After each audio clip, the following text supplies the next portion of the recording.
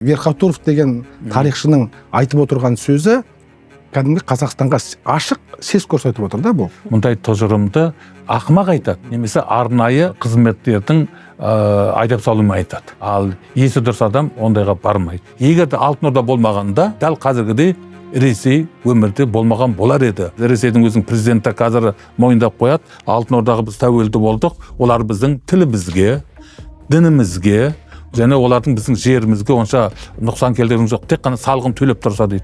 Біріккен тарих жазылып жатқан шығар. Қасқыр мен қой екеуі бір не жаза ала ма? Ресей әрине өзіндік тұрғысынан жазғысы келеді, түсінікті. Әлі күнге дейін олардың ниетінде жаңағы пікірлерінде өктемдік, үстемдік. Тарихшылардың шынайы зерттеу жасалуына қаншалықты мүмкіндік берілді? Саясат айналысқан жерде ғылым өзі толық объекті, шындық, ақиқатты бермейді, есінде болсын. 86 жылғы біз декабрь, желтоқсанда әлі жаза алмай отырмыз. Қанша жыл болды? Мен соны сұрайын деп едім.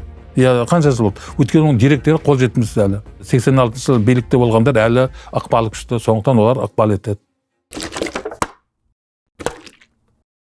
Қайырлы күн, қадірменді көрермендер, бұл Қазақ Айран YouTube арнасының ашық сұхбат алаңы. Бүгінгі біздің қонағымыз белгілі тарихшы, тарих ғылымдарының докторы, Әл-Фараби атындағы ұлттық университеттің профессоры, ұлттық ғылым академиясының академигі, Қазақстанның еңбек сіңірген қайраткері Берекет Кәрібаев. Қош келдіңіз. Қош көрдік. Мынау кеше ғана ресейлік саясаттанушы, тарихшы және Дмитрий Верхотуров деген адам былай деп айтты. Қазақстанның мына ашаршылық тақырыбын айтып келді да, бұл Қазақстанға жай ғана қауіп емес деді. Бұл Қазақстанның тәуелсіздігін сақталуына да қауіпті деді. Енді қысқасы бұны қалай түсінеміз? Енді сіз әрине саясаттанушы емессіз, бірақ тарихшы ретінде осы сөзге қандай баға беруге болады? Біз енді көршіміздің көңіліне жақпайды екен деп, ашаршылық туралы айтпауымыз керек па? Енді бұларда тарихты таза ғалым адамдар, зерттеуші мамандарды айту керек па? Тарихқа қатысты тұжырымды, немесе тарихқа қатысты тұжырымды мемлекеттік қайраткерлер немесе саясаткерлер айту керек па? Мәселе сонда жатыр. Әрине, әркім өзінің тұрғысынан қарайды. Егер де Кремльдің көзқарасынан қарасаң, және олардың пиғылы түсінікті, пиғылы баяғы советтік кезеңде аңсаған шовинистік империялық қазір айтқанда көзқарас. Сол тұрғыдан айтады. Ал одан басқа таза ғылыми негізде зерттеуінің нәтижелерін тұжырымдарын айтатын ғалымдар бар. Ал одан басқа Қазақстанның өз тарихшылары бар. Қазақстандық өз тарихшылар. Олар енді біріншіден қандай ұстаным, қандай принцип тұрғысынан айтады. Әрине, қазіргі кезде тәуелсіздік алғаннан бергі 35 жылдың ішінде біздің Қазақстанда, сондай-ақ бұл кешегі кеңестік одақта мүше болған елдердің бәрінде дейік, Ресейден басқасының бәрінде өздерінің тарихына ұлттық мүдде тұрғысынан қарау көзқарас қалыптасып болды. Оны кейде өркениеттік көзқарастар дейді. Бүкіл адамзат баласының қолданып жүрген қазіргі кездегі тұжырымы өркениеттік. Ал кеңестік тұрғыда таптық көзқарас дейтін болды. Таптық принцип. Ол кезде ақ пен қызыл дейді ғой. Қанаушы тап, жеңіске жеткен қанаушы тап, қанаулы таптың өкілдері қанаушы тап жеңіліске ұшырады. Кезінде жаңағы біздің өзіміздің 20 ғасыр басында алаш қайраткерлердің ойбай, олар деген буржуазиялық, баяғы феодалдық, монархиялық нені қолдады, солардың көзқарасын ұстанды, сондай жүйені енгізбек болды деді. Яғни кеңестік жүйеге қарсылардың бәрін олар терістеп қарады, оларды мына тарихтан алдыртты. Оларды бекер алынған жоқ. Ал кезінде сол коммунистік жүйенің өзі адырап, әлсіреп, ірге сөгіле бастаған кезде қалайық, қаламайық, бәрібір де ақиқат жеңіске жетті. Сөйтіп тарихтың тарих толыққанды болсын, айдың ары жағы дегендей, плюс та минус та қаралу керек еді. Сөйтіп біз кеңестік жүйеде бір жақты қарадық та толыққанды екінші жағын қарай алмадық. Енді міне екінші жағына қарап біз толыққанды неге көшіп жатырмыз. Онда біз қазіргі осы тәуелсіздік алғалы бергі кезеңде біз тарихқа өзіміздің ұлттық мемлекеттік көзқарас тұрғысынан қарап жатырмыз ба? Енді қараңыз, тарихқа деген бұл бір адамның көзқарасы емес, бұнда саясат та, бұнда тағы не деу керек, философияда, тарихи көзқарас бәрі комплекс кешенді түрде келеді. Қазіргі кезде байқайсың ба? 7 томдықты қазіргі біздің президентіміздің айтқалы 1-2 жылдай болды, 7 томдық академиялық Қазақстан тарихын жазамыз деп жазылып жатыр. Онда негізінен осы өркениеттілік принцип ұсталған, яғни таптық емес. Мен сонда редкологияның мүшесімін, қарап талқылап отырмыз. Кешіріңізші, бұл Тоқаевтың кезінде ма 3-4 жыл болса? Тоқаевтың тапсырмасымен. 7 томдық. Ал оған дейін не болды? Оған дейін тәуелсіздік алған алғашқы жылдары академиялық 5 томдық шықты. Бірақ ол 5 томдық толыққанды бұрынғы таптық тұрғыданды жоққа шығарып, өркениеттілік принципке негізделуді емес, керісінше сол кездегі совет үкіметі кезінде жазылмай қалған, айтылмай қалған ақтаңдақтарды анықтауға арналған 5 томдық болды. Ал оған дейін кеңестік жүйеде 75-76-тан 83-ке дейін тағы да біздің 5 томдық жазылды. Оның жазылғанды сол кездегі тұрғыдан, әрине бұл таптық тұрғыдан жазылды. Оның авторларының бәрі сол 82 жылғы Қазақ СССР мемлекеттік сыйлығын сол 5 томдықтың авторлары алды. 5 томдықтың авторы. Оған дейін бізде бар болған 2 томдық болған. Жақсы аға, енді бір жерде томның санымен емес қой аға, жаңағы басындағы әңгімеге қайтадан келейікші. Жаңа өзіңіз айтып қалдыңыз ғой, бұл жерде тарих ғана емес, тарих, саясат, философия және бірге жүреді дедіңіз, енді қатар жүріп қояды. Бірақ бағанағы Верхотуров деген тарихшының айтып отырған сөзі кәдімгі Қазақстанға ашық сес көрсетіп отыр да бұл. Ол түсінікті. Енді қазіргі кездегі ол Ресейдің мемлекеттік думасының өкілі ма, ол Кремльдің саясаткері ма, яғни ресейлік саясаткер болса, ол өзінің жеке мүддесін емес, яғни жоғарыда тұрған белгілі бір топтың, ресми топтың мүддесі тұрғысынан айтады. Олар сондай тапсырма беріледі. Сол тұрғыдан. Яғни олар бұл саясатты айтып отыр. Жақсы, түсіндім аға. Яғни біздің Қазақстанға сес көрсетіп отқан деуге болады. Бұны сіздер саясаткерлер бөлек, сіздер қалай қабылдайсыздар? Тарихшылар қалай қабылдайды бұны? Енді мынаған қараңыз. Енді біз мына Қазақстанда тәуелсіздік алған кездегі алғашқы ең бір жақсы зерттелген тақырып бізде 20 ғасыр басындағы алаш қозғалысы, алаш қайраткерлері және 20-30 жылдардағы Қазақстандағы аграрлық өзгерістер, оның ішінде аштық та бар, оның ішінде қазақтардың басқа шет жаққа қарай қоныс аудару бар, одан кейін репрессиялар бар. Осы тақырыптар мына соңғы 35 жылда дейік енді ең бір жақсы зерттелген тақырыптар болды. Оны зерттеген ғалымдар қазіргі академик Мәмбет Құлжабайұлы Қойгелдиев, оны зерттеген ғалымдар марқұм болып кетті, осыдан 21-22 жылы ковидтің құрбаны болып кеткен Талас Омарбеков және олардың шәкірттері. Міне олар және олардың шәкірттері бұл тақырыпты былай да қарады, тереңдетіп қарады, олардың деректердің өзінен талдап берді. Яғни сол кездегі ұлт және бұның бәрі ұлттық мүдде тұрғысынан зерттелді. Яғни Қазақстанда не себепті болды, қандай жағдайда болды, қалай болды, салдар қалай болды. Бұның бәрі бізде зерттеліп болды деуге болады. Әлде енді зерттеліп болды десек, онда ғылымның өлгені ғой. Бұл ары қарай зерттеле береді. Және осы зерттеудің нәтижелері менің ойымша мына академиялық 7 томдыққа енеді. Қараңызшы, жаңағы ашаршылықтан басталды, жаңағы өзіңіз айттыңыз, ол кезеңде зерттелді дедіңіз. Ашаршылық кезінде қанша қазақтан айырылып қалдық? Енді мен бір нақты дерек көрген жоқпын, мүмкін сіздер білетін шығарсыздар. Кей жерде жаңағы жалпылама айтайыншы, 2 қазақтың бірі кетті дейді, кейде 3 қазақтың 2-і кетті дейді. Қайсысы жақындау? Қанша қазақ болды, қанша қазақ аштыққа қалды? Бұларды айта кету керек. Аштыққа ұшырады деген кезде жұрттың бәрі ойлайды, бәрі қырылып қалды деп.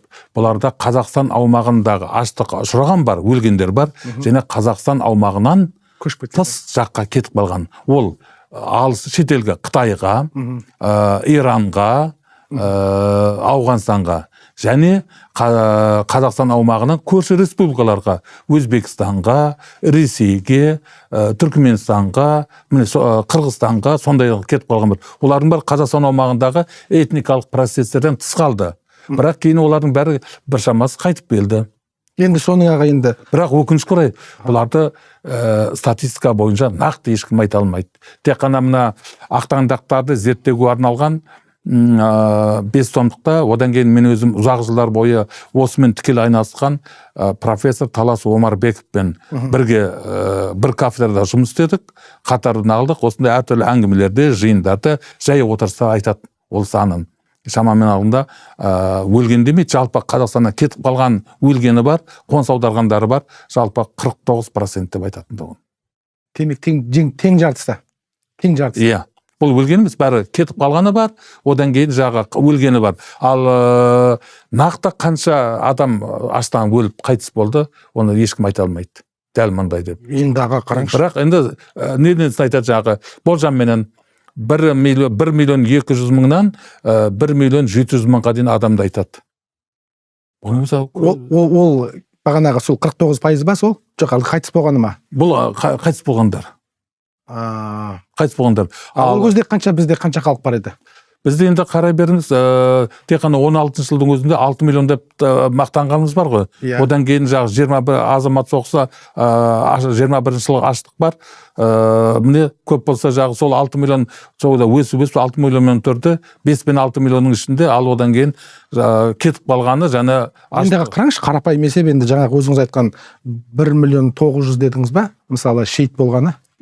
1 миллион 200 мыңнан 1 миллион 700 мыңға дейін аралықта. Орта есеппен 1,5 миллион адамды өлді дейді. Енді онда өзі 6 миллион болса, бағанағы 1,5 қайтыс болса, шамамен 1,5. Және оған тағы да қосасың ғой, өлген бар, жаңа кетіп қалғандар бар. Кетіп қалғандар, иә. Сонда 49% деп айтады, енді айтылады. Соған қарағанда жарысына жуығы ғой.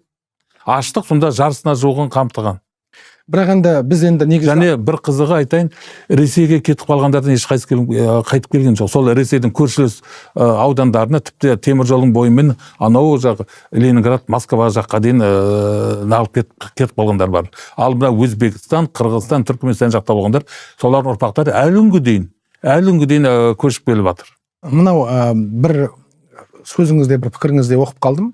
Алтын Орда болмаса, Ресейде болмаса еді депсіз. Өйткені жаңағы сол сөзіңізден байқадым, жаңағы сол кездегі шағын князьдіктер Алтын Орданың құрамына кіру арқылы бас біріктірді. Сол кездегенде алып империя Алтын Орда, кейін енді ыдырады, тарады.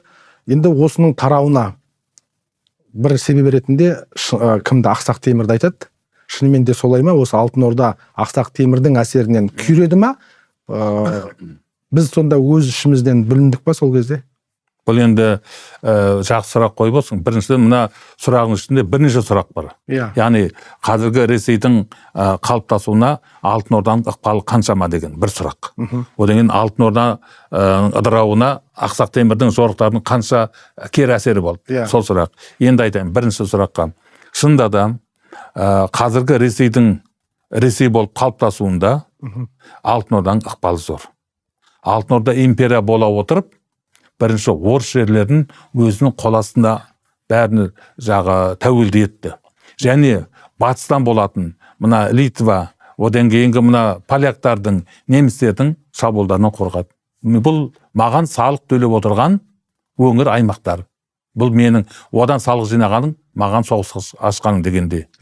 Соның бірнеше ғасыр бойы қарап отырсақ, Киев Рус кезіндегі күшейген Киев Русы өз ішіндегі қоғамдық қатынастардың әлсіздігінен, дамымағандықтан және билік үшін жағы саяси дағдарыстардан үлкенді күшілі 30-40 шақты князьдіктерге бөлініп кетті 13 ғасырдың басында. Міне бұларды жошыға, Батыға жаулап алу ешқандай қиындық туғызған жоқ. Атақты Батыйдың 7 жылдық жорығы деген бар ғой. Соның ішінде тек қана орыс жерлері емес, сонымен қатар Киевтің өзі, мына Солтүстік Кавказ, тіпті мына Шығыс Европа жерлері бәрі бағындырылды. Ол жаулап алып бір бөлек, енді ұстап отыру керек болды. Яғни оларды кәдімгі ұстап отыратын жағы қазір Ресейдің өзінің президенті қазір мойындап қояды. Алтын Ордаға біз тәуелді болдық. Олар біздің тілімізге, дінімізге, және олардың біздің жерімізге онша нұқсан келтірген жоқ. Тек қана салығын төлеп тұрса дейді. Міне, сол арқылы кешіріңіз, Путин айта ма оны? Путиннің бір-екі сұхбаттарында бар, тыңдап басқа. Енді Путин Қазақстанда мемлекет болған жоқ деп еді. Жоқ, өзің Ресейдің, Алтын Орданың Ресейге жүргізген саясатында дейді, Алтын Орданың хандары орыс тіліне еркіндік берді, орыс дініне қысымшылық жасаған жоқ, олар жойған жоқ. Бірақ ол рас қой, Ол рас факты, тек қана салық төлеп тұрды, және мына католик әлемінің, батыстың, мына православие діні әлеміне кіруіне тоқтау салды.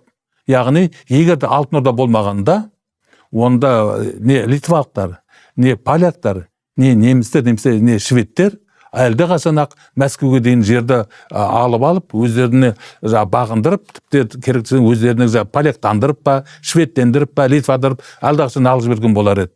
Сөйтіп, дәл қазіргідей Ресей өмірде болмаған болар еді. Алтын Орданың арқасында олар мына неге кіре алмады.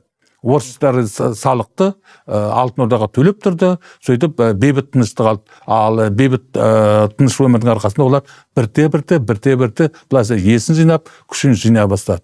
Ал Алтын Орданың ыдырауы айналып келгенде өз ішіндегі саяси күрестерден болды. Алтын Ордаға біреуі сырттан соғыс ашып, кәдімгідей қатты күреткен жоқ. Өз ішіндегі саяси күрестен. Мысалы, 138 жыл бойы Бати әулеті Бердібек хан тұсында не істеді?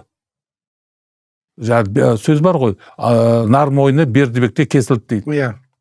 Оған дейін әрбір хан Алтын Орданың маған ертең қауіп төндіреді, Бати әулетінен тараған өзің сұлтандарды 5-тегі баладан үлкен кісі бәрін өлтіріп отырды.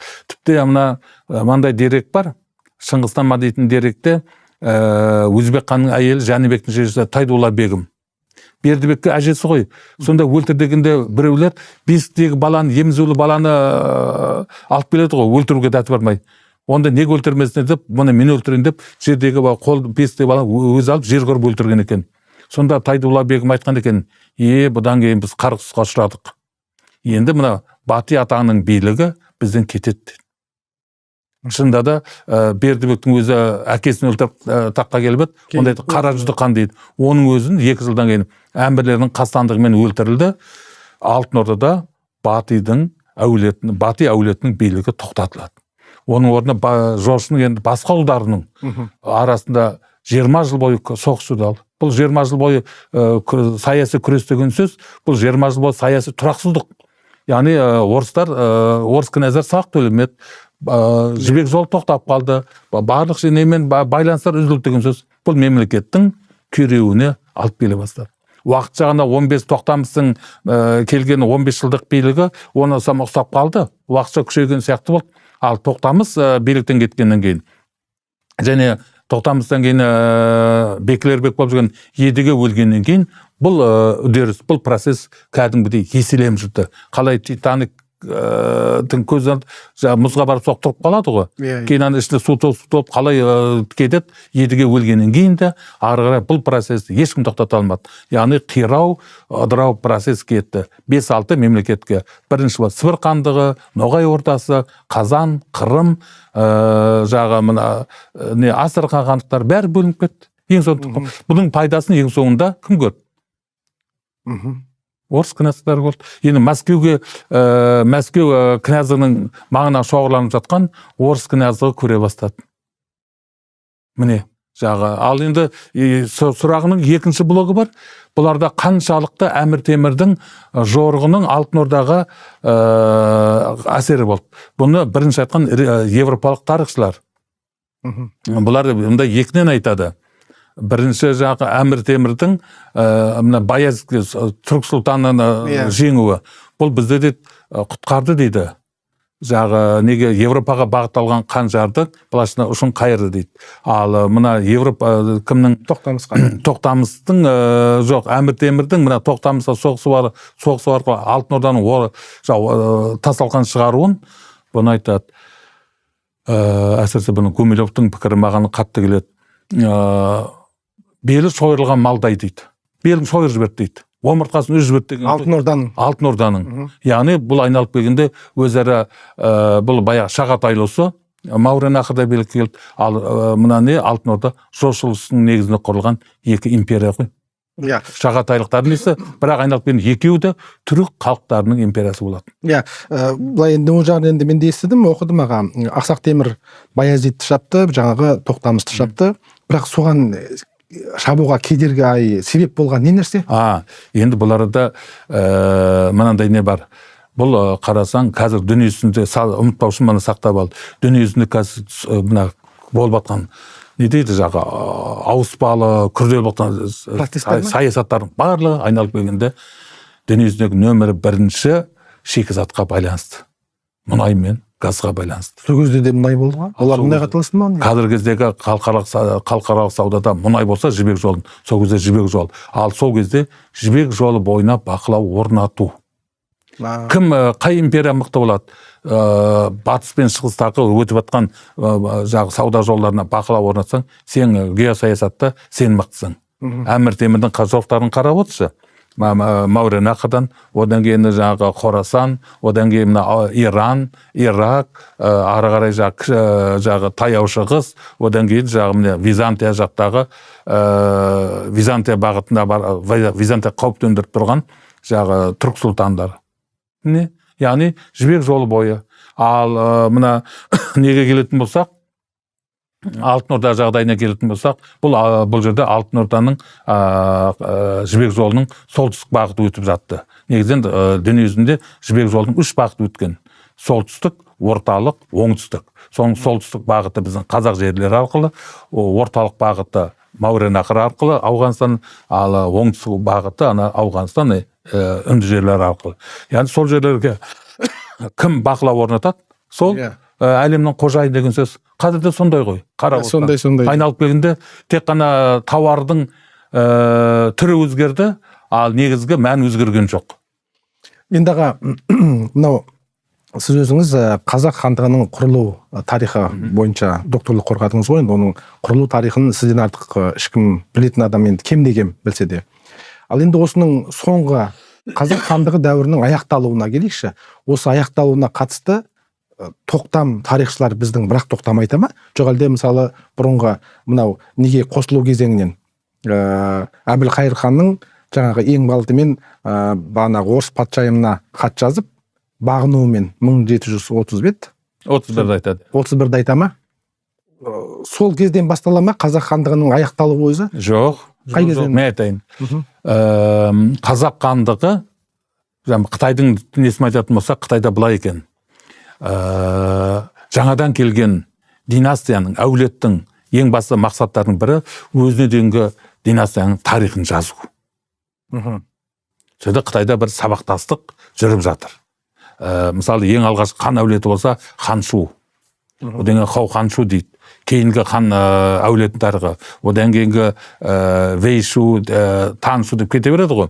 Сонда әрбір жаңадан келген әулеттің императоры өзіне дейінгі болған әулеттердің тарихын жаздырады екен. Соларға тарих, оларда мемлекеттіліктің бір көрінісі тарих. Арнайы тарихы, бізде тарих институты сияқты Қытайда да сол тарихмен айналысатын, бәрі сақтайтын, реттейтін арнайы бір ұйым бар. Сол 5 белгі болса, соң біреуі. Егер біреуі кем болса, ол мемлекеттілік жоқ деп айтады. Сондықтан біз Қытайда тарихтың әр күнге дейін тарих жазылуы содан. Ал енді бізге келетін болсақ, дүниежүзінде көптеген әулеттер болды, ең ұзақ өмір сүрген. Мысалы, Римді айтамыз, Ресейдегі Романовтар өлтін 300 жыл басқарды дейміз, 13 жылы 1900 атап өтіп, 17 жылы бейліктен кетіп қалды. 300-ден 305 жылдай ғана. Ал қазақ хандығы, бірінші ханым біз ұлттық сипатта қазақ мемлекетін Керей мен Жәнібек құрды десек, ал солар ең соңғы ханы ол Кенесары болды. 1457-де құрылу басталды, ал 1847-де Кенесары. Яғни 390 жыл. Бұны дөңгелектесең 400 жыл. Қазақ хандығының 400 жылдық тарихы бар деген сөз. Осы сіздер нақты сөйтіп айтып мен соған қуанамын. Жоқ, мен өзім мақалаларымды соны қолданамын. Ал неге оның тарихшылар өйтіп қолданбайды? Бәрі неге? Ал енді қараңыз. Енді қазақ хандығын біз несін туы құлаған күні деп Ресейде 1822 жылы Және Ресейде 1824 жылы Сібір қырғыздар туралы ұстап, және Орынбор қырғыздар туралы ұстап жарлық шығатты, сонымен оларды хандық билікті жойды деп жүр. Бұл ресейлік тұрғыдан келгенде. Біз енді қашанғы ресейлік тұрғыдан қарай береміз. Өзіміздің тұрғыдан қарайтын болсақ, кейін оны батыста Жәңгір хан отырды ғой. 1845-ке дейін. Ал 1841 жылы Кенесарыны хан сайлады ғой. Ол қоғанға күрісті қан болып сайланды. Әрине оның ол кездегі мемлекеттілік статусы мүлде бөлек. Түркістандағыдай резиденция жоқ әлі де болса, бірақ қан ғой. Бұларда міне осы тұрған келеді. Мемлекет деген ұғымға, мемлекеттілік ұғымға қалай қарайсың? Ресейдің тұрғысынан қарайтын болсаң, онда оларда 1822-ден бастап бізде қандық билік жойылды. Ал қазақтық өзіміздің Кенесарыны қан деп мойындайтын болсақ, онда Кенесарыдан өлгеннен кейін бізде толығымен қандық билік жойылды дейміз. Дұрыс қой аға, бұл мен қалай келісемін сізбен? Сонда да менің ойымша бара-бара біз қазақтың тарихын қазақ халқы өзі оқып отқаннан кейін қазақтық тұрғыдан аламыз. Кезінде кеңестік тұрғыда әрине ол кезде бүкіл одақтық көзқарас болды. Онда таптық көзқарас болды. Онда Мәскеудің, Кремльдің өктемдік болғаннан кейін біз қаламай сол тарихты оқуға мәжбүр болдық. Сол бойынша 1822-1824-те қазақ хандығы жойылды деп есептедік. Әлі күнге соны осындай. Неге енді қараңызшы аға, жалғыз сіз емес, өзіңіз айтпақшы, сіз секілді бәленбай мықты-мықты тарихшылар бар. Енді қараңыз айды. Мына 7 томдықта күн сайын айтыс тартыс жүріп жатыр. Осы жерде әрине осы бұрынғы Кремльдің көзқарасы мен қазақтық көзқарасың, немесе Астананың көзқарасы мен Мәскеудің көзқарасы қазақ тарихына қай немен қарау керек? Біздің Қазақстандағы тарихшылар сөйтіп Мәскеудің көзқарасымен қарай ма? Ондай да әлде бір, егерде жаңағы 100% өзіміздің көзқарастан қарайтын болсақ, біз әлде қашан тарих жазып тастаған болар едік қой. Бұл идеялық күрес деп атайды.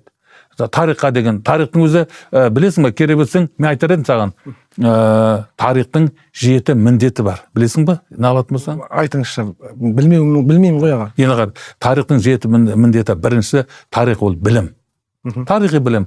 Оны мектептерде біз 5-6 сыныптан 11 классқа дейін, сыныптарға дейін оқытады, тарихи білім. Одан кейін тіпті керек десең, мемлекет қып-қызыл шығынға барып, орта колледждерде керек десең, мына физик жоғары білім алатын болсаң, бәріне де тарихты оқытады тағы да. Яғни азамат болу үшін тіліңді қалай білсең, тарихыңды сондай білу керек дейтін бар. Міне, тарихтың бұл білім. Екінші, тарих ғылым. Ғылым деген не? Яғни білім ғылыми ізденістер арқылы толқып отырады. Ғылым болмаса, онда білімді көрейді деген сөз. Ғылымға да көптеген миллиардтаған шығындар беріп отыр. Қаншама ғылыми зерттеу институттар бар, қанша ғалымдар бар, қанша бір ғана айталық жаз айларында экспедициялар шығады. Бұлардың барлығы біздің тарихи білімімізді молайтуға, тарихи білімімізді дамытуға арналған. Бұл екінші. Үшінші, тарих ол тағылым. Тарихта бір жерде қателессең, соның қателесудің себептерін білмесең, болашақ тағы да соған орнасың. Яғни сабақ алу керек тарихтан. Төртінші, тарих тәрбие. Тарих арқылы сен жас ұрпақты тәрбиелейсің. Мысалы неге Қабанбайға, Бөгенбайға, Бауыржан атамызға, Әлеме Мәшті отансүйгіштікке осылай тәрбиелейсің. Одан кейін кетеді. Тарих ол саясат. Білесіз ба? Тарих ол күнде көріп отырмыз қазір. Украина мен Ресейдің арасы қақтықсан артында тарихшылар жатыр. Бір Донбасты біздікі деді, екінші біздікі деді, Қырым кімдікі деді, анау деді, мынау деді. Көптеген қазірдің бәрінде тарихшылар жатыр. Міне, тарих саясат деген сол. Одан кейін тарих идеология. Сен анау идея мұратқа жету үшін өткен тарихың саған не береді? Идеологиялық негіз қалап береді. Одан кейін міне тарих болашағың. Осы 7 міндет тұрды. Енді бір тарихта бар, жоқ деп айту үшін кәсіби тарихшы, әбден кемелдескі тарихшы осы 7-еуінде өзінің санасынан ойдап шығады. Қарап шығады.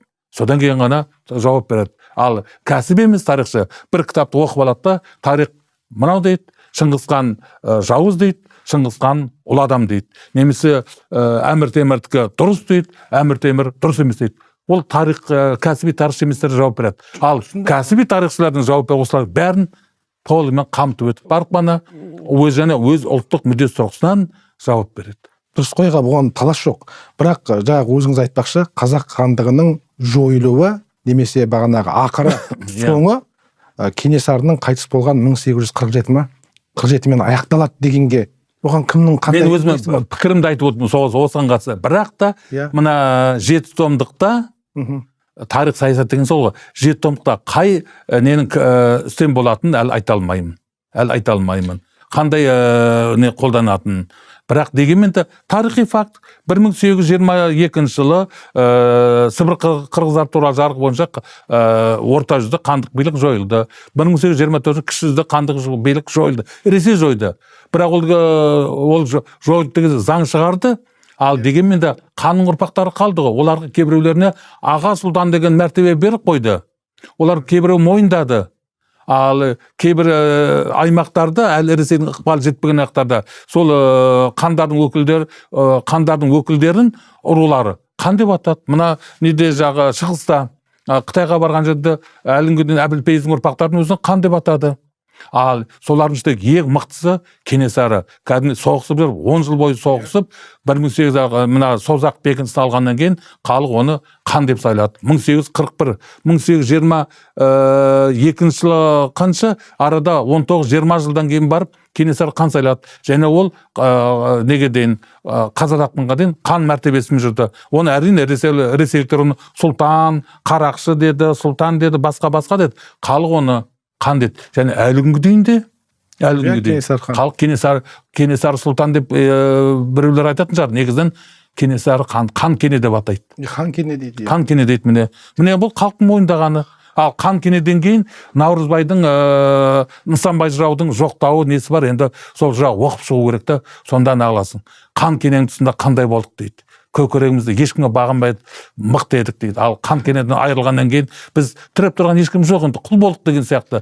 Мемлекетіміз айырылдық деп айтады ғой. Соны енді бүткіл тарихшы оқып осыған бір нәрсеге. Ал енді осыған енді ары қарай мемлекеттік дегенге кейбір ғалымдар бар, зерттеушілер бар. Ол ресейлік немесе европалық басқа ғалымдардың түсінігі жағы мемлекет дегенге не пункттер бар, қолданылады. Мемлекет болсын бір астанасы қайда? Кенесарының астанасы қайда? Жоқ па? Мемлекет емес. Кенесарының тұрақты әскері қайда? Анауға Кенесарының басқа сол мемлекеттіктің белгілерін айтады да, Кенесарда байқалмаса, онда ол немесе деп айта салады. Көрдің бе? Қазір демократия, сен қазір европалық ғалымдардың мемлекет туралы теориясына содан кейін туындайтын несі жағы белгілеріне қарасаң, Кенесардікі вообще мемлекеттік ізі көріп байқанбайды. Тек қана хан деген аты бар, барып бер шауып кел дейтін адамдары болуы мүмкін. Бірақ оны халық не бар? Халық оны мойындап отыр. Бұл арада және батыс пен шығыстың дүниетанымдағы айырмашылық көрінеді. Екеуі бір-біріне қарама-қарсы. Аға, жаңағы айттық қой, Әбілқайыр хан бірінші болып бағынған Ресейге, иә? Соның жаңағы орыс патшайымына жазған хатында, және кіруге туралы әлгі сол бодандықты қабылдау дейміз ба не дейміз, Ресейдің құрамына кіру туралы. Соның хатын көрген тарихшы бар ма? Сіздер көрдіңіздер ме? Әбілқайыр не деп жазған? Енді бұл жердің несін жауапты қазір мына неде 7 томдықтың 6-шы мекен 5-ші томына енеді. Бұл жөнінде қазір осы томға жауапты Зиябек Қабылдинов, енді осы Қабылдинов дейміз, Зиябек осы томға тікелей жауапты, сол айнасы батыр. Тіпті өзіміздің тарихшылар арасында осы хаттың мәтінін жіберіп, ол былай екен, яғни одақтастық туралы, яғни әскери көмек туралы тікелей саған бағынамын дегенде нені таппадық деп айтады. Енді ол шыққаннан кейін оны көресіздер, осы жылдың аяғына дейін кітап шығады. Бұларда енді кімнің Қазбек би Әбілқайырды өлтіріп, Барақ сұлтан бірінші Қазбек биге келеді. Иә. Сонда айтады, мен ана орысқа сатылған ханды өлтірдім, енді сол жерге мені хан сайла дейді. Хан сайлауға ықпал ет дейді. Сонда қарап болсақ, ханнан гөрі мына рубасыларының, оның ішінде рубасылары мойындаған ақсақалдың ықпалы өте күшті. Қазбек бектің ықпалы өте күшті болып тұр. Сонда Қазбектің берген жауабы қысқаша ғана. Ол айтады, сен өз елін бақытты еткен ханды өлтірдің дейді. Өз елін бақытты еткен елдің ханын өлтірдің. Сол елін сені қабылдай қояр ма екен дейді. Ренжіп, Төле биге 3 адам жібереді. бір қызығы Төле би мен Қазыбектің арасында ешқандай байланыс жоқ, енді алатындай. Бір қызығы Төле би де соткамен WhatsApp-пен жіберіп қойғандай дәл сондай жауап береді. Ал сол кезде бақытты ел деген не? Сөйтсе сол кезде қазақ қоғамында Әбілқайыр қалай бақытты етті? Сөйтсе бақытты ел болсын, ұшақ белгі керекін ғой. Біріншісі, 4 құбылат тыныштық. Екінші, көшпелісің ба? Сен өз жайлауың, қыстауың аңықталған. Үшінші, емін-еркін сауда.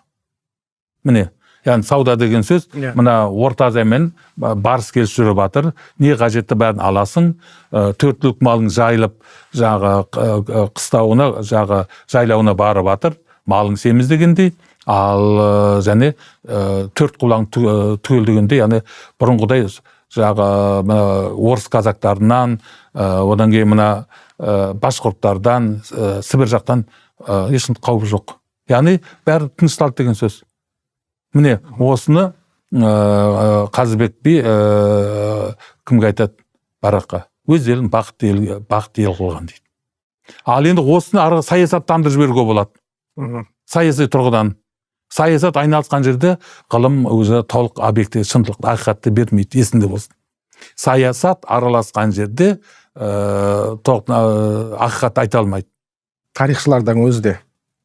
Әрине, тіпті қаламай тарихшылардың өздері де айналып келгенде айтамыз ғой біз. Өз көрпемізге қарай алайық дейді. Өз көрпемізге қарай тартайық дейді. Яғни өзіміздің ұлттық мүдде тұрғысынан жазайық дейді. Ол рас. Біз әлі күнге дейін толыққанды жете алмай жатырмыз ғой. Өз ұлттық енді сіздердің жазған тарихтарыңызды біз толыққанды деп есептей алмаймыз ғой онда. Солай ма? Біз халық. Бұл жерде мен халық есебінде айтып отырмын. Сен халықтың өкілі болсаң, онда әзірге мектептің оқушысы болсаң, мына 7 томдық академиялық басылым шыққаны биылда шығады ғой енді. Соған негіздеп жаңа оқулықтар шығады. Сол шартты түрде, сол әзірге тарихи шындықты соны қабылдайсың. Өйткені сен Қазақстан дейтін елде өмір сүріп жатсың. Бұл Қазақстан елінің билігінің мақұлданған тарихы. Сен Қазақстанның азаматы болсаң, соны аласың. Әрине ішінде болады, жаманды жасыру керек, жақсыны асыру керек дегенде. Есіңізде маға? Кейде шындықты айтамыз деп, іштегі болмайды, бар сырды айтып соға болады. Ол да болмайды. Мысалы, мен айтайын, жапондық бір тарихшы бар, Ояма Тамакиоко дейтін, Қазақстанға жиі келеді, және оның тақырыбы оян қазаққа қатысты. 20 ғасырдың басында қазақ халқының ұлт азаттық қозғалысына байланысты, соның ішінде кәдімгідей Міржақып Дулатовтың оян қазағын талдайды. Мен сонымен келісімге айтам, сендерде бір ғана император, бір ғана әулет бар. Және ол әулеттің өзі қазіргі Жапониядағы император әулетінің біздің эрамызға дейін біздің сақ адамымыз бар емес. Солар өмір сүріп жатқан кезде билікке келген. Содан бері қаншама поколение келе жатыр. Және олар бүкіл Жапонның санасына құйылған. Дүниежүзі бір ғана адам. Жапон императорының негізін қалайтын адам күннен жаратылған екен. Күннен жаратылған. Болды. Адамнан емес. Олар бүкіл Жапон халқы сенеді, мойындайды. Мен айтып соған. Рас па сонда?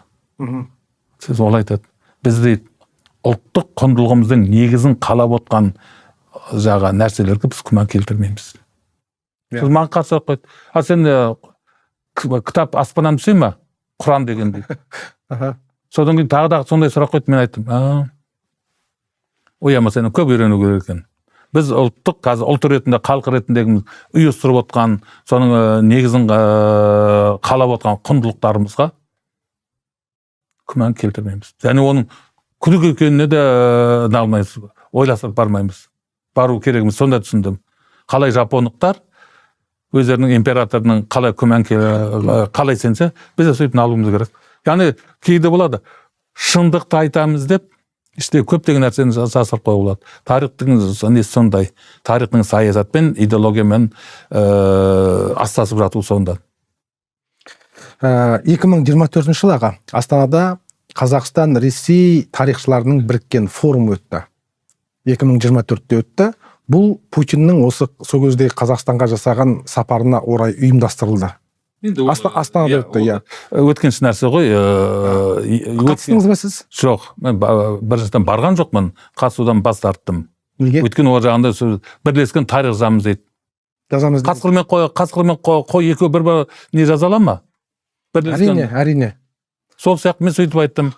Қасқыр мен қой нағыла алмайды. Ресей әрине өзіндік тұрғысынан жазғысы келеді.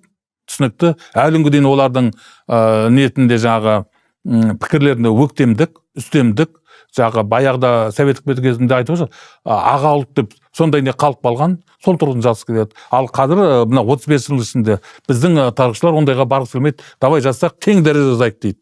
Тең дәреже жазайық дейді. Бір ғана кеше 41-45-тегі соғыста қалай атамыз дейді. Олар ешбір біз ұлы отан соғысы деп атаймыз дейді. Ал қазір бізде басқаша көзқарас болып жатыр. Біз Қазақстан сендер біз бөлек елміз. Сендер тағы да если қажет болса тағы қайталамыз деп отырсыңдар. Жаңағы сол 45-тегі 9 байда. Ал біз оған қалай барамыз? Біз сол кезде қанша 27 ме 32 миллион адам өлді. Ал таз қайталайтын болсар, құдай біледі қанша өлетін. Біз оған бармаймыз. Яғни көп нәрсені бұлар нағылмайды. Сондықтан біз кейбіреулер жасыратын жоқ, тарихшылардың бәрі мен сияқты, сен сияқты емес, қанша тарихшы болса, сонша ой сана, сонша не бар. Кейбіреулер алдын ала қызығып беретін бір гранттары болады, анау дейді, мынау дейді, сыйлық, марапаттар болады, соған қызығып барып кетуі мүмкін. Ал кейбіреу ұлттық мүдде тұрғысынан ойласаң, бұл өте қауіпті. Осы нәрсе елдің көңілінде жүрді, сол кезде айтылды. Өйткені ол форумның өтетіні туралы ақпарат құралдарына алдын ала хабарланбады. Және ол хабар, бұл деген сөз жасырын түрде деген сөз. Дұрыс қой аға. Мен бармай қойғаным үшін мен сіз азамат ретінде мен сіздің алдыңызда бас иемін. Мен сізге разымын. Бірақ өрге адамдар барды ғой, басқа тарихшылар. Сіз бармадыңыз, басқа тарихшылар барды. Демек, біріккен тарих жазылып жатқан шығар? Жоқ, мен естігім бойынша біріккен тарих жазылып жатқан жоқ. Біріккен тарих керісінше біздің мына академиялық 7 томдық кейбір мәселелер бойынша Ресейдің тарихшылары шақырылды. Мысалы, алтынды тақырыбы бойынша бізде бұрынғы кеңес кезеңдегі мықты тіл білетін тарихшылардың бәрі келмесін мініп кетті. Ал жаңадан пайда болған тарихшылар жоқ. Сол не бойынша бір саусақпен санақтай тарихшы бар. Ал алтында қандай проблемалар бар нағылатын. Сен олардың осында ресейлік тарихшылар. Тіпті керек десең, кеше кеңестікке қатысты, тіпті анау неге археологиялық дәуірдің өзінде біздің тарихшылардың өзін бәрі фамилиясын қарасаң кетіп көресің. Неге бұлардың бәрі өзге қазақ емес фамилия? Өйткені өзімізден бір тарихшы бәрін нағыла алмайды. Жаңағы біздің 7 томдыққа түзеп кеткен жоқ па әйтеуір? Жоқ, олардың бәрі қатты томның редколлегиясынан, томның редактордан редколлегиясынан да өтеді. Одан кейін жалпы редакцияның бар, оның бәрі сараптанады. Яғни бұларда қалай да жазылса да бірінші болып қазақтың ұлттық мүддесі туралы. Сол тұрғыдан жазылады. Бұған тікелей жағы мемлекеттік совет кеңесі, мемлекеттік кім жағы Ерлан Қарин сол нағылып отыр. Одан басқа тарих институтының директоры бар. Былтыр өзбекстандық тарихшы екен, өлкетанушы Борис Голендер деген тарихшы. Қазақстанда хандық болмаған деді. Оның бары боссыз, тіпті қазақтарда қалада болмаған деді да. Оны оқыдық енді. Ол енді түсінікті өлкетанушы дейді, ол да айналып келгенде мұндай тұжырымды ақымақ айтады. Немесе арнайы қызметтердің айдап салуын айтады. Ал есі дұрыс адам ондайға бармайды. Есі дұрыс адам бармайды. Неге байланысты екен? Енді мен айтып берейін. Қалаға айтыңызшы, қала жоқ, қалаға қатысты. Қазақстанда қала жоқ дегенге қатысты. Бізде қандай қалалар болды? Қазақ болғалы дейік, ары қарай бармайық. Қазақ болғалы өз мемлекеті басқа 3 конституциясы, ата заңы болды. Қасым ханның кезінде бір заңы, Есім ханның кезінде, сол хандар Қасым ханның қасқа жол дейді, Есім ханның кезінде Есім ханның ескі жол дейді, және 7 жарғы дейтін. Және осы заңдардың шығу тарихы қандай жағдайда шықты десең, қазіргі біздің ертең 15 наурызда тағы да референдум барамыз ғой, ол біздің 6-шы. Бір ғасырда біз 5 рет заң қабылдағанбыз. 1926 жылдан 1995 жылға дейін 5 ата заң, конституция. Солардың бәрін қарап өттім. Бәрінің пайда болуының алғышарттары бар екен. Алғышарттарын көрсе таң қаласың. Бірінші кімге? Қасым ханға. Қасым хан билікке келердің алдында оныған дейін 30 жылдай бұрындық хан басқап, екеуі бірігіп қазақ жерлерін қайтару үшін сыр бойындағы жерлерді аламыз деп 30 жылдай соғысты. Кімдермен? Әбілқайырдың немересі Мұхаммед Шайбани хан мен Мауреннахрға барып табан тіреп, қайтадан қазақтармен соғысқан. Сонда мына қалалар үшін соғысты. Сыр бойындағы. Ал енді сол кезде өздері қайда жүрді десеңіз, міне қазақ хандығының алғашқы жеңіске жетіп мойнатқан қала Созақ қаласы. Ұлы дала таңы деген киноны көрдіңіз ба? Қасым хан туралы. Иә. Сонда мен неден бекітіп, жоғары жақтан президент әкімшілігінен болу керек. Сол кәрі қазақ ханының маманы сол деп, Ақан Сатаевқа алып, екеуміз танысып біліп ары қарайтым. Созақ қазақтың алғаш табан тіреген орталығы. Одан кейін Созақпенен мына оңтүстік жерде соғысып, жеңіске жетіп, Сауран, одан кейін Сығанақ. Сығанақ бұрыннан ақ, Қыпшақ дәуірінен бері қазақтың астанасы болған қала. Қазақтың астанасы. Бүкіл заңда барлық сол жерде шешім қабылданады. Одан кейін мына Сарайшық. Ол енді Сарайшық бұрындық ханның кезінде болып, кейін Қасым ханның қайтыс болған жері ғой. Міне бұрындықтың 30 жылы, одан кейін Қасым ханның 10 жылы кезінде қазақтың жері солтүстікте Тобылдың Сібір жақменен, мына оңтүстікте Сырдар бойы, батыста Еділ, шығыста Ертіспен алып, Ертіс өзендерінің алқаптарымен шектелді. Сөйтіп, қазіргі қазақтың этникалық аумағы қалыптасып болды. Енді осының бәрін заңдастыру керек. Қашан күшпен отырасың? Бәрі қазақ болып жатыр. Бәрінде бір тіл, бір мәдениет, бір дін, бір дәстүр, бір шаруашылық. Соған сәйкес бәріне ортақ бір құқықтық керек болды. Құқықтық кеңістік, ортақ заң. Міне сол кезде Қасым ханның қасқа заңы шығады. Бірақ Қасым хан қайтыс болғаннан кейін, және ол өз ажалынан, оны біреу келіп өлтірген жоқ, қартайып 70-ің үстіне барды. Одан кейін енді арада бір ғасырда уақыт өтті. Бір емес, 70-80 жыл. Қазақ хандығының құлдырау кезеңі болды. Қайттан қалпына келу күшею, сөйтіп Тәуекел ханның, Шығай ханның баласы Тәуекел ханның орта азияға жорғынан кейін Ташкент, Қасым ханның кезінде Ташкент қазақтарға қосылмап еді. Ташкент жаңа облысы. Енді Тәуекел хан тұсында Ташкент толығыменен қазақтардың жері болды. Ташкент және Ташкент облысы. Самарқанда ықпал өтті. Бұхарадан қазақтар кетті. Соның бәрі бірақ Тәуекел оны заңдастыра алмады. Бұның бәрін заңдастырған Тәуекелдің інісі Есім хан. Сөйтіп Есім ханның кезінде тағы да Қасым ханның кезіндегі заңды, соңышта кейбір баптар жаңғыртқан болу керек, тағы да негізгілер сақталады ғынды. Сөйтіп Есім ханның ескі жол дейтін заң қабылдады. Бұл бойынша Ташкент 2 ғасыр бойы қазақтың қаласы болды. Ал одан кейін де міне қазақ жоңғар соғыстары болды, тағы да құлдыратып күшейдік, әлсіредік дегенде сөйтіп ең қиын 1652 жылы Тәуке ханның әкесі Жәңгір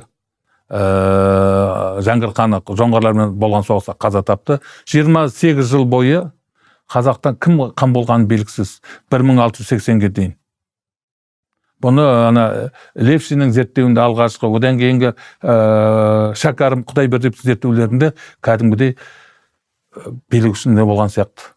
Алыс тартыс, күрес соғыстар болған сияқты. Міне содан кейін ғана барып, тіпті кімнің Абылайдың аталары сол кезде кетіп қалған екен. Үргеніш жаққа қарай, оңтүстікке қарай. Ақыры 1680 жылы қазақ қоғамында бір мықты күш пайда болып, солар Тәукені билікке әкеледі. Тәуке түсініп отыр. Кеше 28 жыл бойы, бір ұрпақ бойы бұнда соғыс болып, хан болған жоқ. Айтысты, күрес жүрді, талан-тараш не болып жатыр. Бұнда ел тыныштандыру керек. Бұл арада күштен гөрі ақыл керек болды. Сөйтіп Тәуке хан не істеді? Әз деген сөз бекер Тәукеге алынбайды. Неге басқа қазақтың хандарына әз деп айтылмайды? Тек қана Тәукеге айтады. Өйткені ең қиын қыстау кезінде елдің бірлігін, тұтастығын ақыл менен, заңмен ұстап қалған Тәуке еді. Ол бірінші қазақтың өз ішінен шыққан ақыл-гойлердің, билердің бәрін жинастырды. Сода 3 биді айтамыз ғой, атақты. Солармен кеңес отырып, бәріне ортақ заң шығардық. Яғни сонда мақсат елдің тұтастығын, бірлігін сақтау керек болған. Және базамыз қылмыстық, басқа әкімшілік мәселелерде соның бәрі қарастырылады. Және ең басы тұтастық, бірлік сақтау керек болды. Міне сонымен заң қабылданды. Бұны тарихта Тәуке ханның 7 жарғысы дейді. Оны өкінішке орай, енді сол ғой, сен бір елге тәуелді болсаң, сол ел сені түгелмен жұтып, жойып жіберетін болса, жоғысы келіп болса, ең алдымен сен тарихыңды құртады дейді. Арада бір ұрпақтан кейін сен қалай жойылғанды білмей қаласың дейді. Мына Сібірдегі халықтар Сібірдегі халықтардың тарихын содан көруге болады.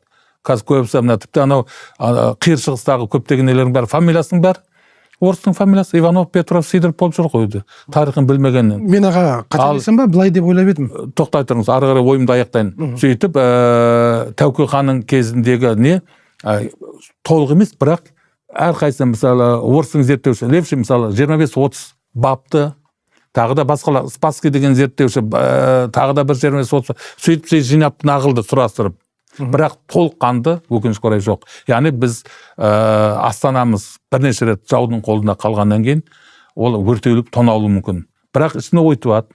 Жаудың келе жатқанын сезген сондағы бас архивтанушы, бас кітапханашы, бас архив сақтаушы барды бір жерге терең қазып тығып тастады, кезге орап тастап.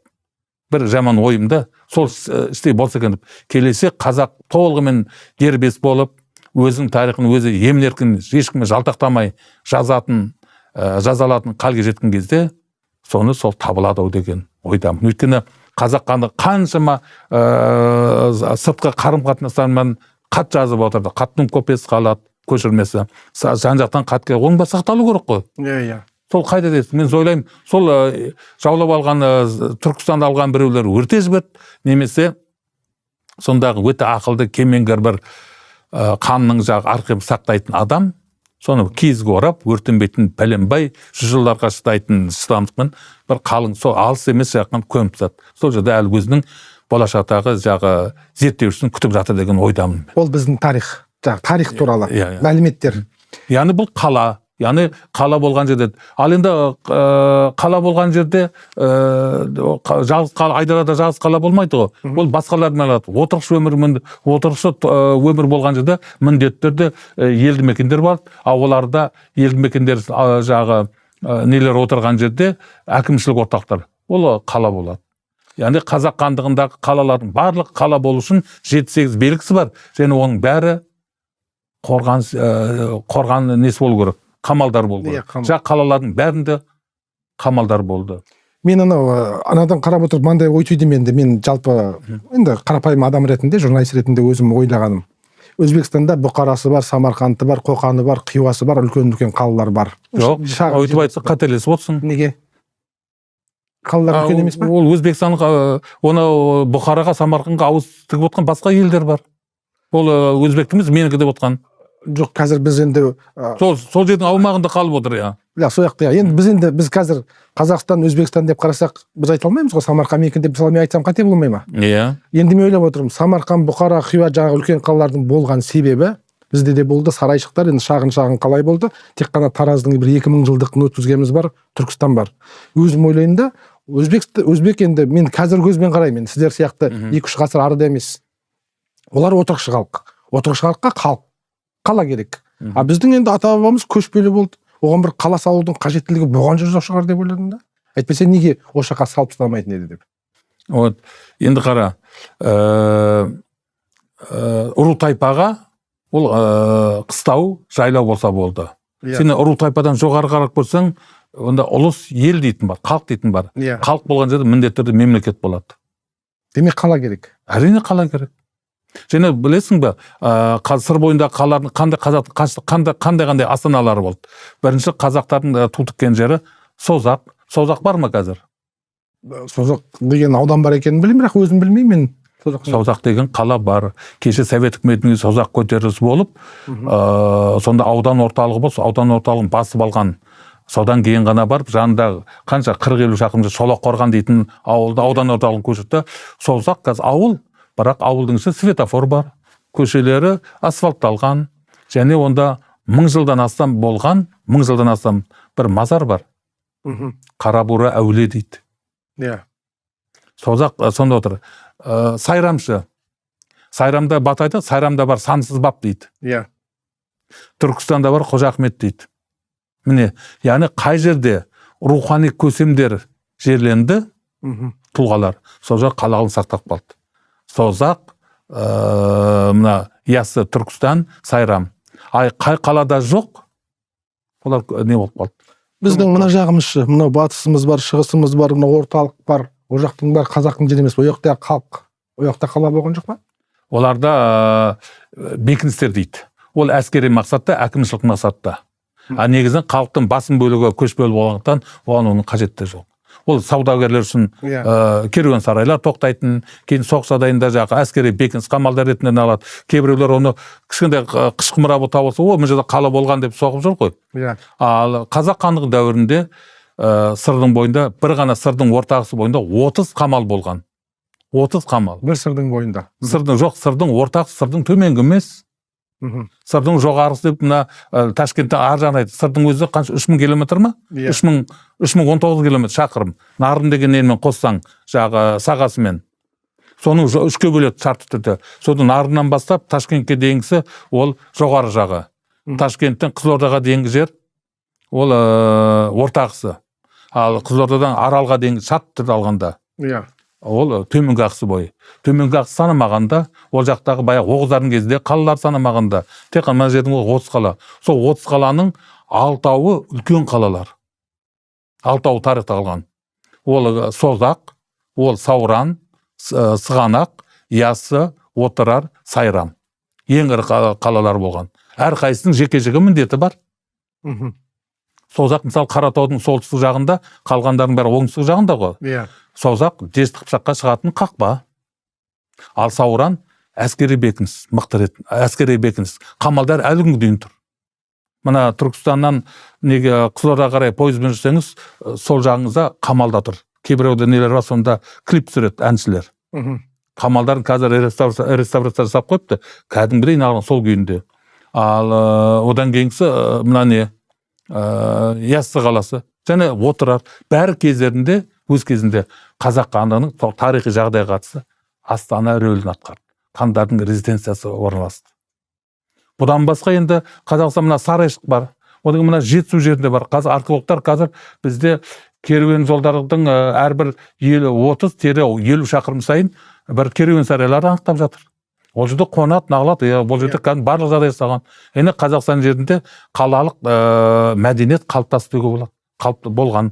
Бірақ негізгі шаруашылық әрине көшпелі мал шаруашылығы. Ал көшпелі мал шаруашылығының өзінің тағы да 4 түрі бар.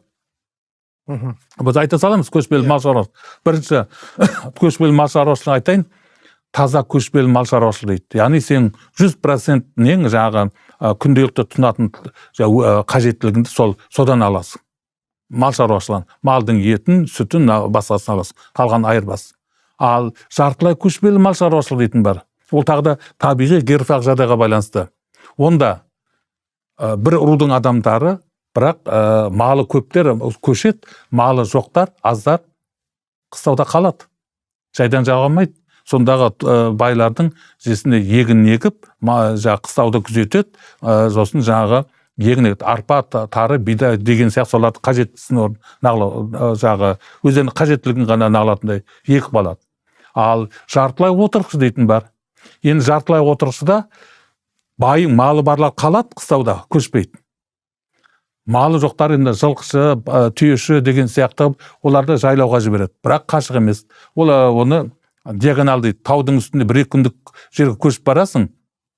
Таудың үстінде жылқышылар малыңды бағарды, байланыс болып тұрады немен өзенді қыстауда. Бұл жартылай көшпелі. Ал үшінші түрі бар. Отырықшы мал шаруашылығы бар. Отырықшы мал шаруашылығында онда негізінен өрісті. Таңертең бақтың, кешкі айдап келдің. Қалған кездің бәрін сен мына немен отырсың, егініңмен басқамен. Бұның бәрі келгенде мал шаруашылығы деп атайды.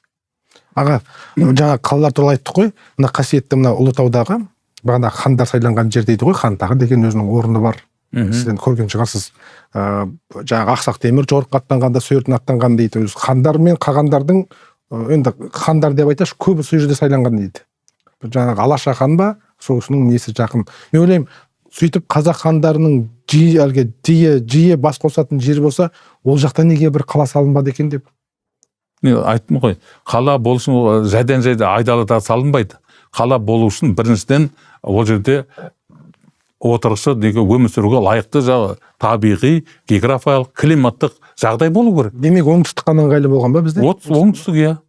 Ол жақтарда бекініс ретінде қарауыл төбе дейді, немесе уақытша әскери мақсатта қойылатын бекіністер нелер бар, жағдайлар бар.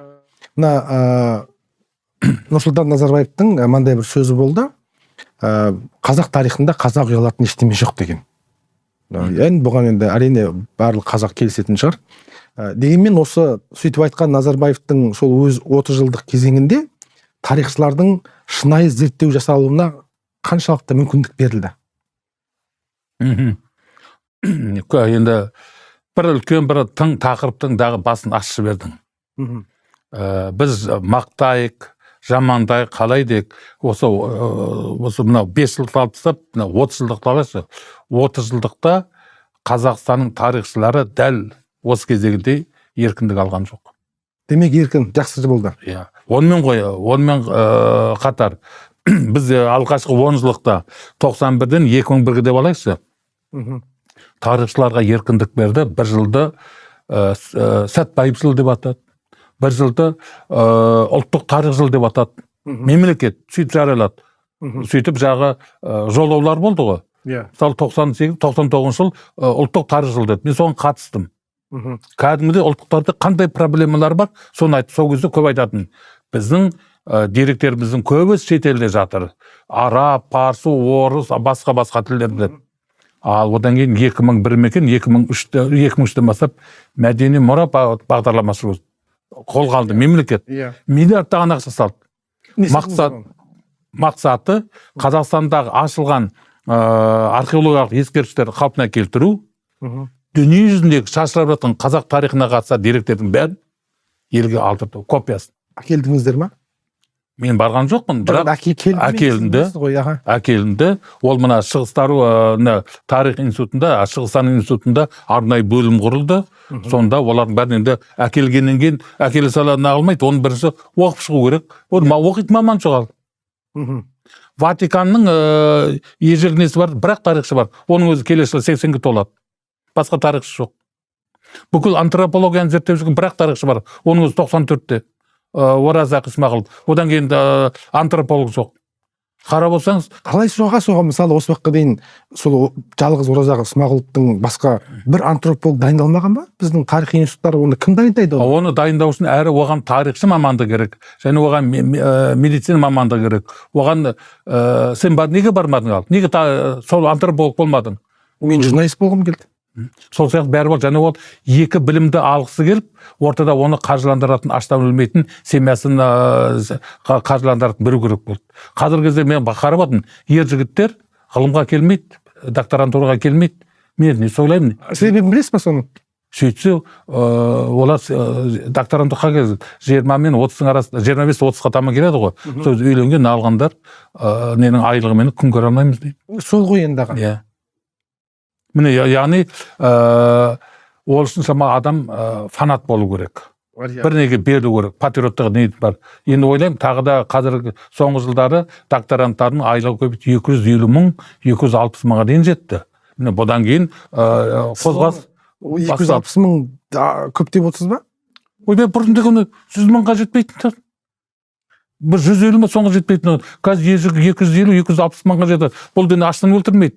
Ал білесіз ба, ғылыми жолмен байып кеткен адам жоқ. Ол докторанттың стипендиясы ма? Стипендиясы. Ай сайын алып тұратын мемлекет тарапынан. Бұл үлкен қолдау. Және ол 3-4 жігіт бірігіп квартира тұрса, ал қалған неме жасауға болады. Ал жұмыс істеп жүргендердің айлығы аз одан. Бірақ олар оны гранттың есебінен толтырады, алып жатады. Жалпы Оразақ Исмағұловтың өмір жолын оқып отырсаң, ол тарих факультетін, онымен қатар медицина факультетін қатар оққан. Яғни антрополог болса, бұл кем дегенде, одан басқа тағы да ізденістер керек. Және ондай дайындайтын, бізде Қазақстанда мектеп жоқ. Мен сұхбат алып едім, бір қызы бар еді сол. Айнагүл. Оның өзі антрополог, бірақ ғылыми дәрежесі жоқ. нағылмаған. Яғни бұндай неге адам бір нәтиже шығару үшін сабақтастық, үзіксіздік дейді, тұрақтылық дейді. Тоқтамау керек, үзіксіз сонымен жүру керек, және өзіңе дейінгілерді жалғастыру керек. Сонда ғана сенен нәтиже шығады. Ал тастап кетіп, 5-6 жылдан кейін байып кетіп, қайтып келіп, қайтадан тастап кетіп, одан ғылым шықпайды. Міне ғылымдағы 5 принцип бар, сол міне үздіксіздік, тұрақтылық, сабақтастық, сосын мына шығармашылық дейтін принциптер бар. Соның бәрі көрініс беру керек. Сонда ғана сенің жасап отқан жұмысың ғылыми жұмыс. Жасалған туынды ғылыми монография деп аталады. Ал осы 5-дің біреуі сақталмаса, ол жай тек көркем не дейді, ғылыми көпшілік, көркеми немесе көпшілікке арналған бір жұмыс болып шығады. Таза ғылыми емес. 40-50 жыл, жарты жыл бұрынғы болған жағдайларды зерттеу тарихтың міндетіне кіре ме, жоқ әлде бұл бертіндегі болып қала ма? Не ғой, қандай жағдайда болмасын, егер оның деректері қолжетімді болса, кез келген нәрсені алуға болады. 86 жылғы біз декабрь, желтоқсанда әлі жаза алмай тұрмыз. Қанша жыл болды? Мен соны сұрайын деп едім. Қанша жыл болды? Өйткені оның деректері қолжетімсіз әлі. Яғни ол туралы саясаттанушылар, басқа ғылым салалары айтуы мүмкін. Ал таза ғылыми темаға айналдыру үшін оның деректері болу керек. Деректерін талдау. Деректер енді біздің биліктің өзінің қолында болды ғой енді. Сыртта емес қой енді. Мындай ғой.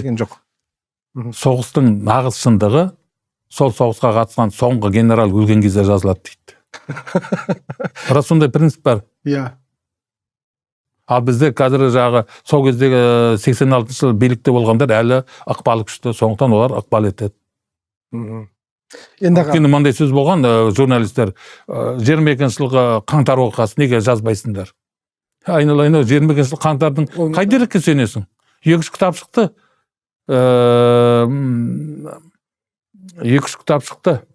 Бірақ ол зерттеу емес, публистикалық сипатта. Иә.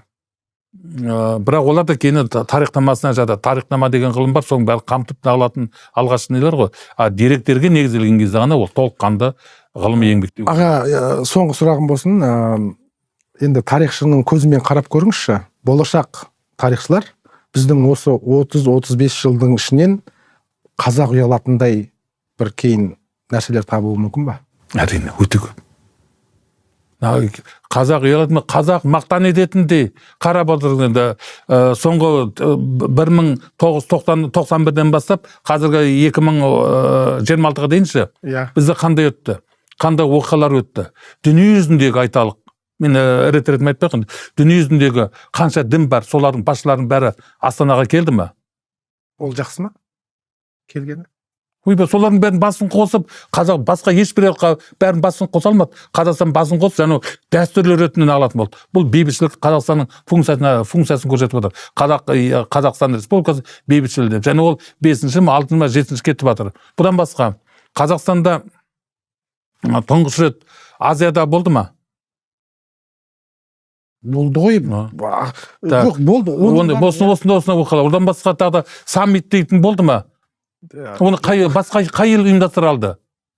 Басқа қай ел ұйымдастыра алды? Бұл бірінші Қазақстанның кеше ғана былайша отарлықтан шыққан ел. Аздаған 30 жылдың ішінде өзін әлемге Қазақстан сияқты әлемге танытып отқан ел, мойындатып отыр. Ода саммитің бар, тағы не бар, әлем тілдеріне, әлем діндерінің, басқа да халықаралық ұйымдардың жиындарын бәрін біз жасаттық.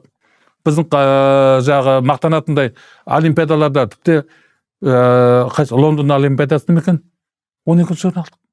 Аға, сіз енді бәрі... Ода мақтанатын, ауыз толтырып айтатын. Мақтанатын нәрсеміз көп.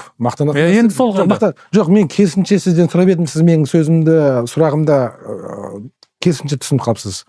Менің сұрағым осы болашақтағы тарихшылар ғой. Біздің осы 35 жылымыздан, біз қазір өмір сүріп отырған 35 жылымыздан жаңағы президент айтпақшы, экс-президент қазақтың тарихында қазақ ұялатын ештеме жоқ деді ғой. Ал болашақ тарихшылар біздің осы 35 жылымыздан ұялатын нәрсе табуы мүмкін ба деп ойлап тұрмын мен. Тек қана 35 жылдықтан ба? Мүмкін осыдан кейінгі шығар, осы 35 жылдың ішінде. Енді әрине, онда айтады, неге 2 жылда 2 конституция қабылдаған, 93-те бір конституция, 95-те бір конституция қабылдапты дейді. Кейінгі ұрпақ жағы неге өткен екен, жалпы кейбір елдер бар, конституция әлі өзгермей жатыр дейді. Өмірсі бұлар нағылған, жиен болған. Неге өткен? Содан кейін бұлай болу мүмкін. Нағыз демократия орнаған кезде неге парламент деген халықтың жағы өкілетті ұйымы бір адамға билікті беріп қойған? Өйтіп те айтуы мүмкін. Немесе неге қазаққа оқ атты дейді. Жаңаөзенде немесе Қаңтарда. Сондай сұрақты көп ондай қоятындар. Неге қазақтың жас балдары, сәбилері қанша дейді? 20-ның ба? Шетелге сатылып кетті. Шетелге сатылып кетті. Ол да нағылатын нәрсе. Бұндай болатынымызда көп қойын нағылатындар. Бір президенттің 30 жыл басқарушы. Онда айтады, неге онда жағы бір президентке сондай мүмкіндік беріп қойған, жағы парламент отырыр, ел бар, не бар, неге сонда берді екен деп сұрақ қою мүмкін. Жүздеген миллиард ақша сыртқа шығып кетті. Енді оның бәрі содан кейін туындайтын сұрақтар онда. Неге өз тілінде тағы да қосымша бір тілді әкеліп жағы ғана қойып қой, оны екеуін бірдей қылып қойған, іс жүзінде конституцияда бірдей дейді, сөз жүзінде бүкіл жиналыстар 100 қазақ отырған жерде жиналыста бір өзге ұлттың өкілі болса, жиналыстар өзге тілде жүреді. Онда көп қоятын сұрақтар. Бұның бәрі айналып келгенде кешегі ненің кеңес кезінде қалып қойған салдары. Соның ықпалы, әлі сөз аламатқан. Сосын айту керек. Біз қаламайық, маған журналистер көп сұрақ қойды. Ағай, неге осылай болып жатыр? Неге телевидениеде орысша көп сұрақ қойды? Неге мынау дейді? Біз қаламайық, Қазақстанда 21 миллион халық бар ма? 70%-ін өзіміз қазақ деп мақтанамыз ба? Қалғандары өзге ұлттар, олар қай тілде сөйлейді? Қазақ тілінде емес. Орыс тілінде сөйлейді. Енді қазақ тілінің өз ішіне керек. Қазақ тілінің қанша проценті өз ана тілін деп санайды, қалғандары өзге тілден алады. Жасына жуығы. Анауменен мынаны қоссақ, қазақ тілінде өзге тілде 70% халық өзге тілде сөйлейді екен. Солай бола отырып, қалайша қалған 30%-тің несіменен 1000 жылдан патриот болса не алады? Биліктегілер бәрін көріп отыр, талдап отыр. Әлі біз жарысына жеткен жоқпыз. Өзі қазақ тілінің, қазақ ұлтының жарысына жуығы әлі өзге тілде, ана тілден алады. Солтүстігің бар, шығысың бар, басқа жерлер, ірі қалаларың бар. Алматының өзіне бар, Астанаға бар сөзің. Орыс тілді мектептердің 90%-інде бәрінде кімдер оқиды? Өзіміздің ауылдан келген ата-аналардың балдары оқиды, қазақтар оқиды бұласында. Әрқайсымен сөйлесіп көр. Сен неге бар, сен неге балаңды қазақ мектебіне бермесін деп. Талайда болған ауылда нағылады жағы. Қатты атпор алады бұлай жатқанда. Бұл Алматыда сондай. Соның бәрі көріп отырып, енді соның бәрі ертең зерттеледі. Соның бәріне билік әлі соған жол беріп отыр. Бұл дейсің, керексен кешегі анау солтүстікте көрсін, ықпалы әлі қайталанып отыр. Ол жақтағы ықпалы азайса, біз мектан күшейе түсеміз. Баланс сияқты. Олар күшейсе, бізге олардың ықпалы өсе түседі. Бұл қалай сондай жағдай қалыптасқан.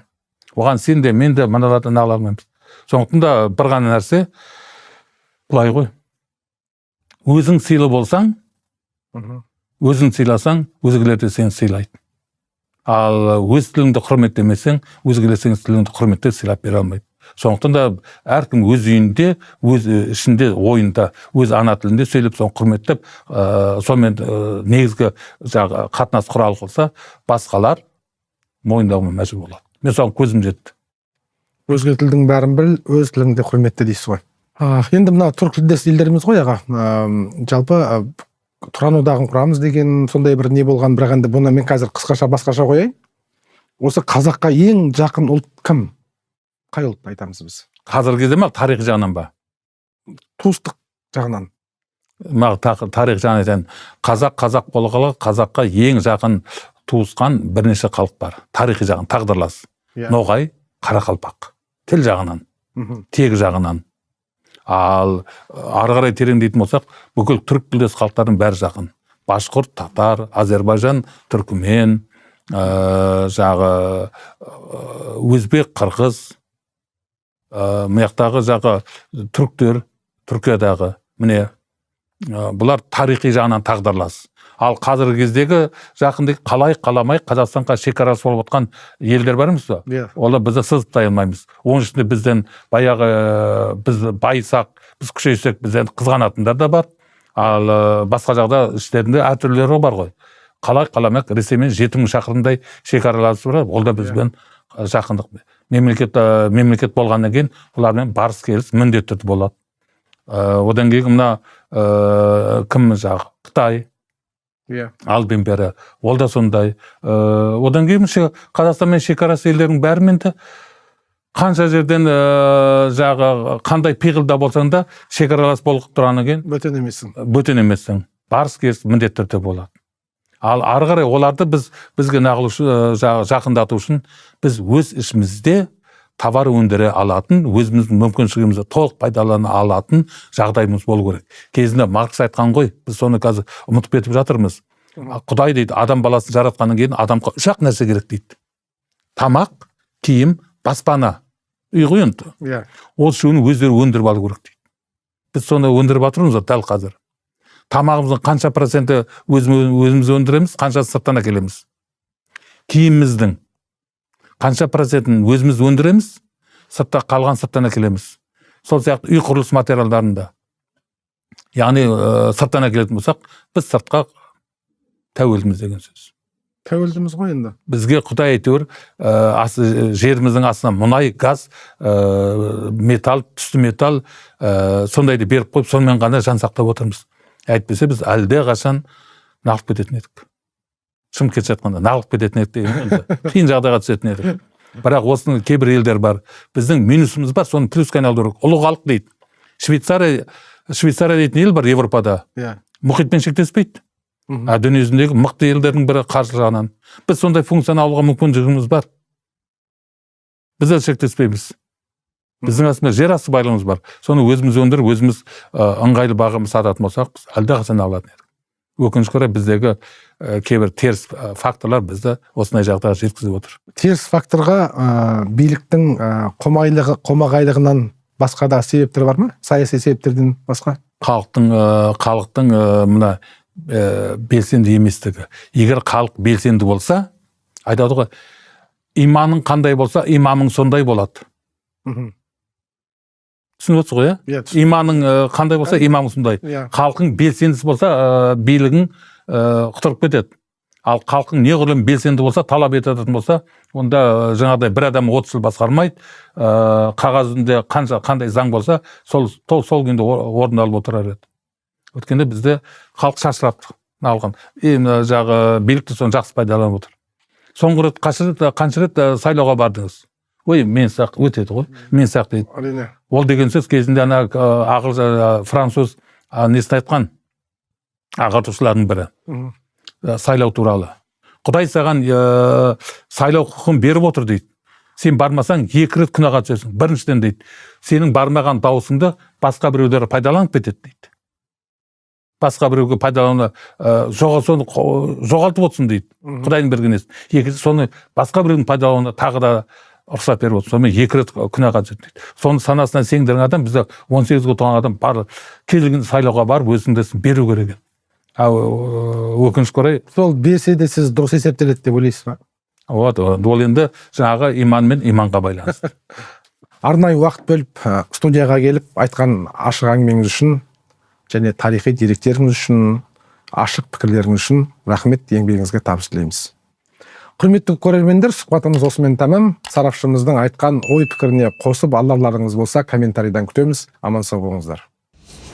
Естеріңізге сала кетейін, экрандағы Каспий QR арқылы немесе видеоның мазмұндағы Каспий Patreon сілтемелер арқылы редакциямызға қолдау көрсетсеңіз болады. Оны істегендерге алғысымыз шексіз. Бұл маңызды.